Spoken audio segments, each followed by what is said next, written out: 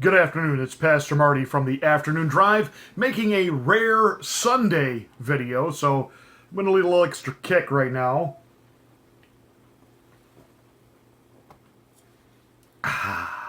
First of all, let's just get this out of the way. Time change, it's stupid. It's pointless, it's meaningless.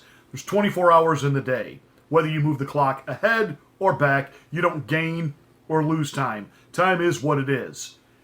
24 hours. You can't reset a sundial. Let's just get real. Do away with daylight savings time or whatever it is we're on now. This forward in the spring, backward in the fall. It's ridiculous. It's nonsense. And I'm getting to that age. It makes me cranky and I don't like it. There. Now that's out of the way. So Joe Biden wants to throw his hat in the ring. Either do it or don't. You know, my father used to have an expression when I was a kid growing up and I'd gripe or complain about something. Piss or get off the pot. That's exactly how I feel about Joe Biden. But here's the thing. And I know Lionel over at Lionel Nation feels if Joe Biden gets in, that's it. Trump can't beat him. Wait, what? First of all, Trump can beat him. But it will never get that far. You do understand it. You've got to watch my other two videos on Alexandria Ocasio-Cortez and her battle with Nancy Botox Pelosi. It's the people behind AOC, the artist formerly known as HIV, that these Justice Democrats, Joe Biden's campaign is never going to get off the ground. Joe, are you hearing me?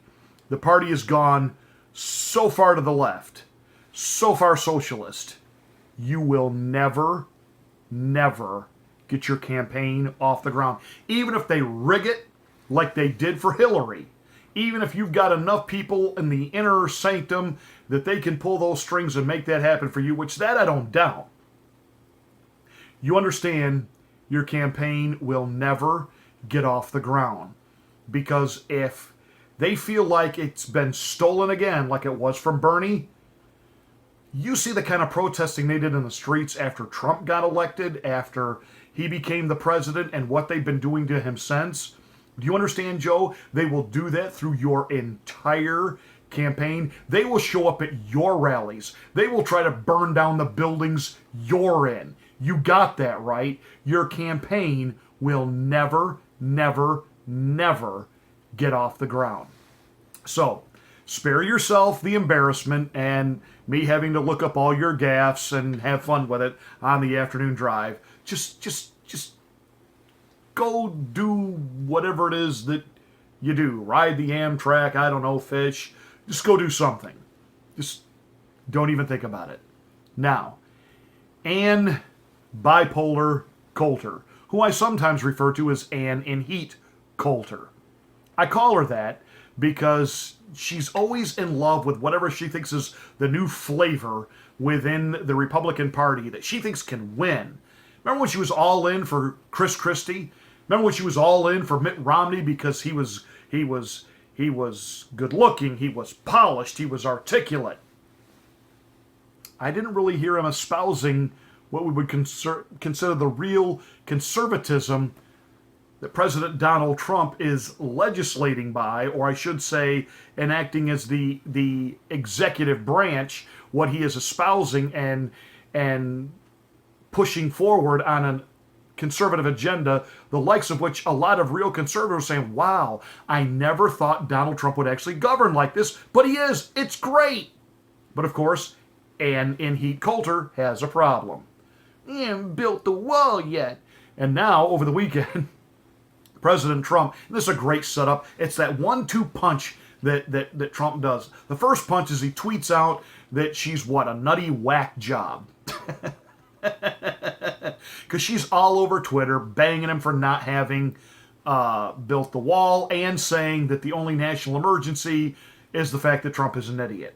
And this is a woman who wrote a book that only Trump could save the country and campaign for him, and now because she didn't get her little project done, I have no use whatsoever for mindless twits and traitors. I just don't. And she is what she is. She is a trollop why she is remotely given any credence or taken seriously among any conservative circles or any news commentary or political insight. Why?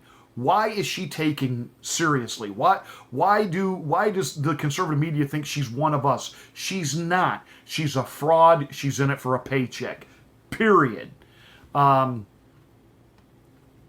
This bit that he didn't build the wall, he didn't build the wall. Well, let's see. When he had a Republican Congress, let's get real. Paul Ryan wasn't going to let him have a wall. John McCain and Jeff Flake and the other never-Trumpers worked night and day to do everything they could to stop the Trump agenda. Remember, the first few months he was there, a lot of Republicans were pretty much thought he did collude with Russia and he was going to be impeached anyway, so they had no motivation to work with him.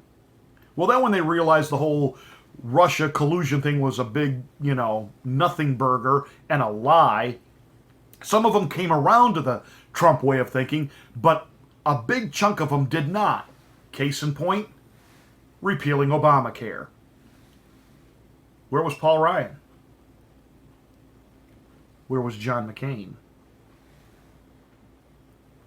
So you really think he should have had the wall built by now? What are you on crack on top of your other mental problems that you have, Ann? I realize that you are the typical manic depressive female and a bit bipolar, which means no guy in his right mind wants to have anything to do with you, date you, be with you. It's why you're single and will remain so. And on behalf of the male species, we thank you. That said, and let's get serious now here for a minute, and I'll take the sarcastic bite out of this.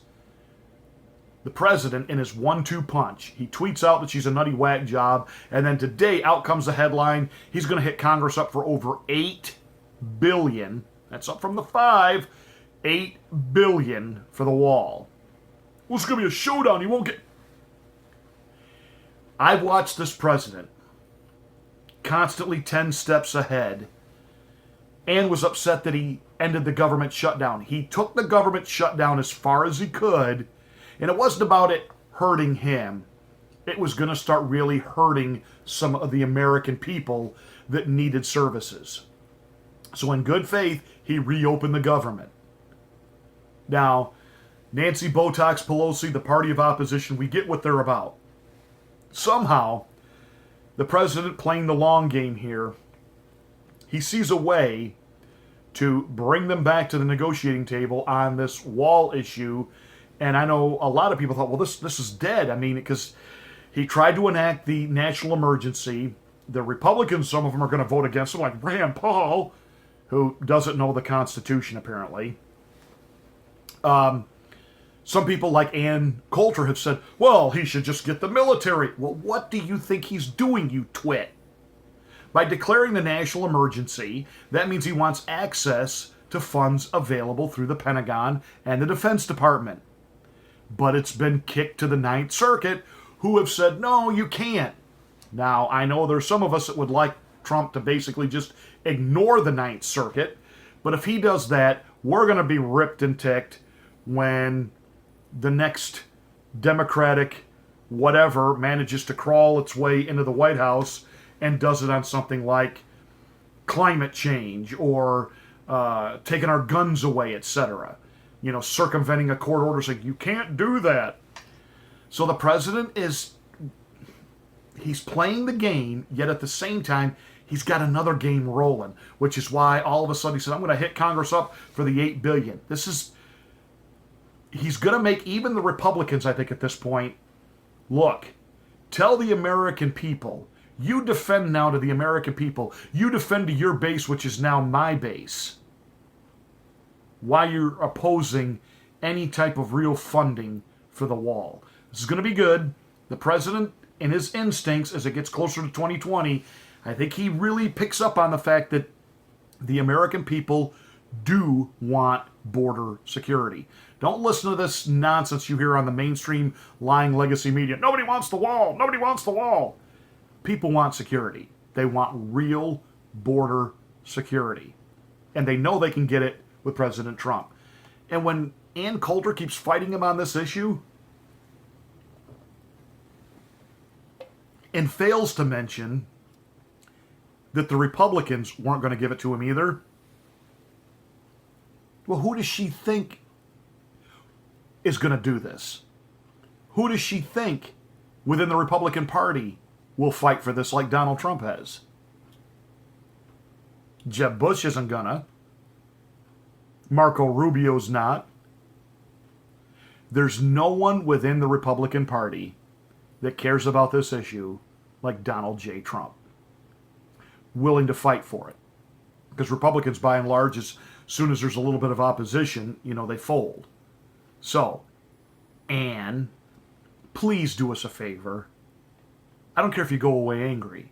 Just go away. That's it. I'm Pastor Marty. Make sure you subscribe to this channel. Hey, and don't forget to hit the bell so you get notified of my next rant.